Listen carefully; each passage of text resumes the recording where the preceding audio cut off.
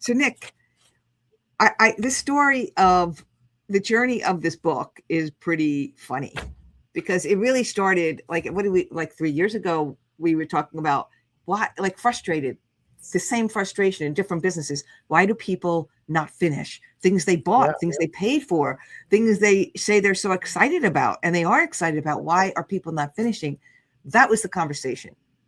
To here we are now. I mean, we spent hours just like strategizing how to solve for people, and we were solving things very specifically, right? Because we were talking about deckable back then, and card decks, and courses, and people not completing courses and buying things, and books, and not completing my courses, right? Yeah, not finishing their we decks. didn't know all this. We didn't know all the statistics that we now know about. And we had, I think we'd begun to do some research, right? We'd found this idea of, like, 90% of people don't finish a book, right? It's just it's pretty mind blowing. Yeah. And then we were just, well, brainstorming, I guess. And I was playing in with we were going to write a manifesto, right? Which is just a very short, like, directional, visionary, what do we believe, right? Right. And as I was sitting down with, it was probably ChatGPT at the time, and just riffing with this manifesto idea to see what came out. And it popped out these two words: completion crisis. And I'm a sucker for alliteration.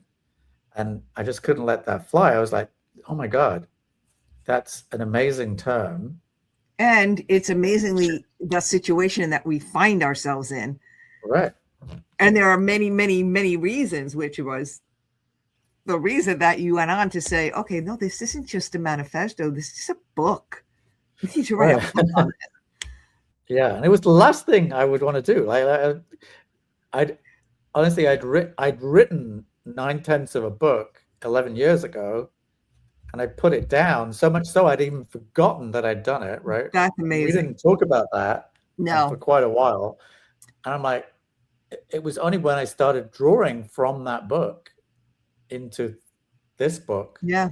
And I'm like, pulling the thread of all that stuff comes out. It was crazy. It's kind of just proof that, like, they say there's a book living in you, but I clearly watched this. There was a book living in you. That book that was sitting there undone. So again, with that completion crisis, was, even though it was not haunting you, it was something inside of you that needed to really come together. It was amazing. But I made this wasn't a project that was like, it didn't drift into my original book didn't drift, right? Right. I literally made a choice. Is this a marrying or dating thing, right? I literally came to that conclusion. I didn't mind dating this for a little while, but I don't want to marry it because that's a 3 to 5 year commitment. Right. In a book, in an idea space, right? And I just thought, I don't want to be committed to this. This is not the thing I'm most excited about. So I put it down, right? And it only, the passion to actually go through with it came the more we just dived into it and let it be. And the more ideas that came out. I mean, we were quite far into the book before I even remembered and started drawing on the other stuff. And the book got way more. As soon as I started putting real life stories in it. Yeah. That's when it People changed. want real life stories. Right. And honestly, it's somewhat weirdly, it's not autobiographical in any way, shape, or form. But there's quite a few, because just like I'm not sitting here with statistics, but I have a lot of life stories to tell, and I've put them in there because they're all relevant. I mean, I call that the magic elixir, right? You go in, you're going to make a shake in the blender. You have all these things you put in, you whip it up, and you pour it out. And it's like your recipe. It's all the things you experienced in your life or thought about or read, and you're like an avid reader. So I've read. I don't know. You read like 10 books a week or something. But we're at version 85. Right.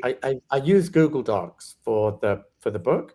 I used tabs for every chapter, And every time I do any kind of major editing or iteration, I just resave the file as an increment the next version, right? So we're So version just 85. saying, imagine me trying to keep up with this 85 version thing. But the beauty, the thing is, so I want everyone to understand this one thing. So this became, the book was the completion crisis. There was one book that was going to be the completion crisis, which is now, how many months later? It's 4 books. It's the end of regret that has morphed itself into 4 books because there were important concepts that really needed to be on their own, and the attention, And there were 2 strands to that, right? Very quickly, the first book grew and grew and grew, and then the advice was this: the publishing industry term for it is single spine. It wasn't single spine. It wasn't just one topic. So it's like, split this off. So I put the second book to one side, put enough time and energy into that. I got that to 50,000 words and put it down. And then I carried on with this book.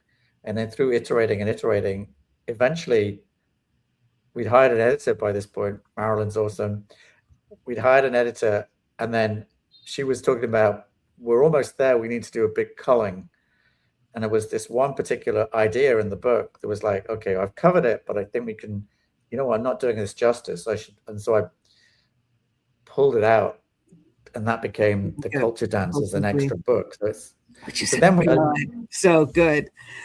But also, so then you'll see us talking about all these things, but so it's just not the book, that the characters and the archetypes and the models and the diagrams came out of that in such a powerful way. So then Nick had this brilliant, we could do a coffee table book.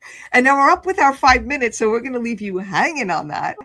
For now, we're gonna give ourselves a round of applause. And we'll see you tomorrow.